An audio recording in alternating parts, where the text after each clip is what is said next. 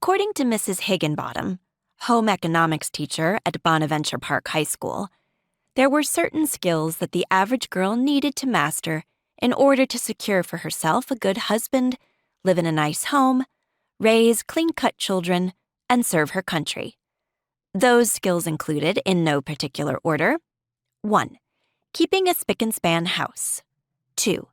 The wherewithal to put supper on the table at the exact time her husband wanted it. 3. The coordination to wear pumps while chasing toddlers, and the grace to maintain her perfectly set hair while scrubbing the tub, etc., etc. To make an exhaustive list would have only, exhausted me. Suffice to say, she believed that the All-American girl was at her best when living a life of married domesticity. Also, according to Mrs. Higginbottom, I, Bertha R. Harding, was doomed to spinsterhood.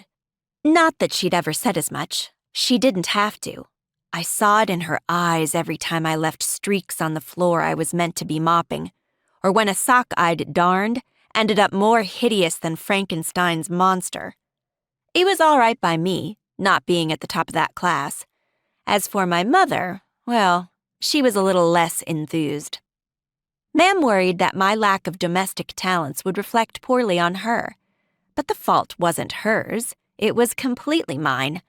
No matter how much effort I put into that doggone class, I couldn't manage to do much of anything right. At the start of class that day, Mrs. Higginbottom told all of us girls that making a crust was easy as pie, to which half of the girls laughed, as if they'd never heard anything funnier in their lives. I, however, had been dubious, remembering my many past failures with all things doughy.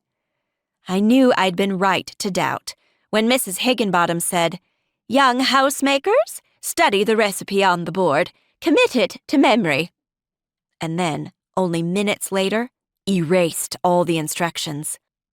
I had not, it turned out, committed it to memory, as was evidenced by the glob of goo that oozed at the edges on the counter in front of me. All around me, the other girls worked happily at rolling their crusts and dusting flour and being utterly and completely girlish. Then there was me, sweating like a hog and unable to wipe my brow because every inch of my hands was covered in tacky, lumpy, unappetizing pie dough. I was a mess, the crust was a bust, and I had no idea how to fix any of it.